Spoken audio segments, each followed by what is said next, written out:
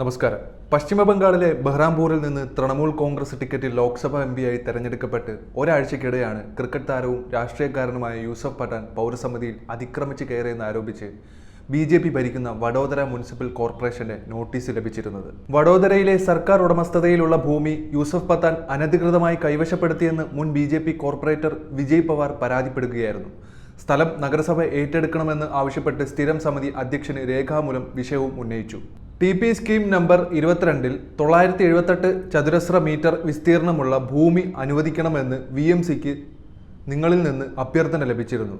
ഇത് അന്തിമമാണ്. Plot number 90 process അനുസരിച്ച് നിങ്ങളുടെ അപേക്ഷ സ്റ്റാൻഡിംഗ് കമ്മിറ്റിക്കും അതിനുശേഷം ജനറൽ ബോർഡിലേക്കും റഫർ ചെയ്തു ശേഷം മൂല്യനിർണ്ണയ കമ്മിറ്റി ഏറ്റവും കുറഞ്ഞ അപ്സെറ്റ് മൂല്യം തീരുമാനിക്കും. അതിനുശേഷം ലേലം നടത്താതെ ഒരു പ്രത്യേക കേസ് പ്രകാരം ഭൂമി 99 വർഷത്തേക്ക് പാട്ടത്തിന് നൽകുന്നതിന് അനുമതിക്കായി അപേക്ഷ ഗുജറാത്ത് സംസ്ഥാന സർക്കാരിന് അയച്ചു.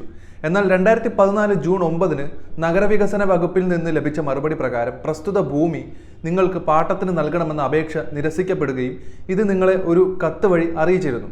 ഇപ്പോൾ നിങ്ങൾ VMCയുടെ പ്രസ്തുത ഭൂമി കയ്യേറിയതായി വെളിപ്പെട്ടിട്ടുണ്ട്. അതിനാൽ എത്രയും വേഗം കയ്യേറ്റം ഒഴിപ്പിക്കാൻ നിങ്ങളോട് നിർദ്ദേശിക്കുന്നുവെന്നും അതിൽ കൂട്ടിച്ചേർത്തു.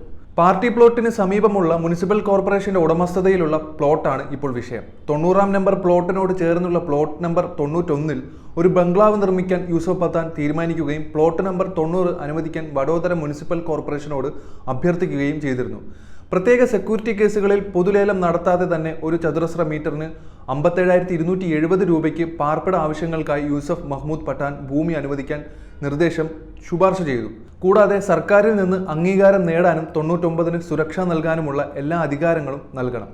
2012 മാർച്ച് 30-ന് നഗരസഭാ സ്റ്റാൻഡിംഗ് കമ്മിറ്റിക്ക് സമർപ്പിച്ച നിർദ്ദേശം അംഗീകരിക്കുകയും ചെയ്തിരുന്നു.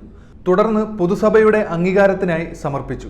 2012 ജൂൺ 8-ന് പൊതുസഭ ഏകകണ്ഠമായി നിർദ്ദേശം അംഗീകരിക്കുകയും സംസ്ഥാന സർക്കാരിന്റെ അംഗീകാരത്തിനായി അയക്കുകയും ചെയ്തിരുന്നു.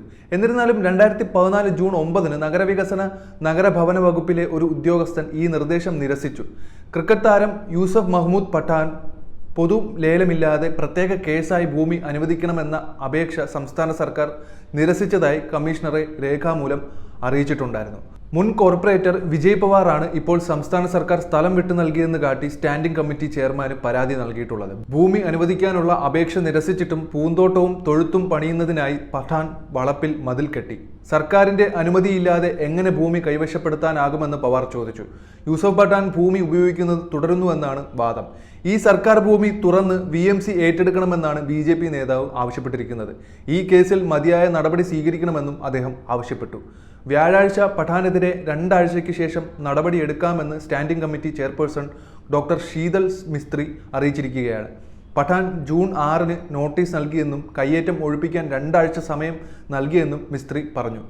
TMC നേതാവ് സ്വന്തം നിലയിൽ കയ്യേറ്റം ഒഴിപ്പിക്കുന്നതിൽ പരാജയപ്പെട്ടാൽ സമിതി തുടർ നടപടി സ്വീകരിക്കുകയും വിഷയത്തിൽ സ്വീകരിച്ച നടപടി രാഷ്ട്രീയ നീക്കമാണെന്ന ആരോപണവും സ്റ്റാൻഡിംഗ് കമ്മിറ്റി ചെയർപേഴ്സൺ നിഷേധിച്ചു.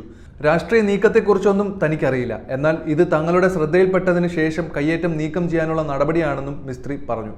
മുമ്പ് ഇന്ത്യൻ ക്രിക്കറ്റ് ടീമിനായി കളിച്ചിട്ടുള്ള യൂസഫ് പഠാൻ അടുത്തിടെ രാഷ്ട്രീയത്തിൽ പ്രവേശിച്ചത് ശ്രദ്ധേയമാണ്. പശ്ചിമ ബംഗാളിലെ ബഹ്റാംപൂർ സീറ്റിൽ നിന്ന് മമതാ ബാനർജിയുടെ തൃണമൂൽ കോൺഗ്രസിലേക്കാണ് അദ്ദേഹം മത്സരിച്ചത്. ഈ തെരഞ്ഞെടുപ്പിൽ കോൺഗ്രസ് നേതാവും ലോക്സഭയിലെ മുൻ പ്രതിപക്ഷ നേതാവുമായ അധീർ രഞ്ജൻ ചൗധരിയെ പരാജയപ്പെടുത്തിയായിരുന്നു പഠാന്റെ മിന്നുന്ന വിജയം.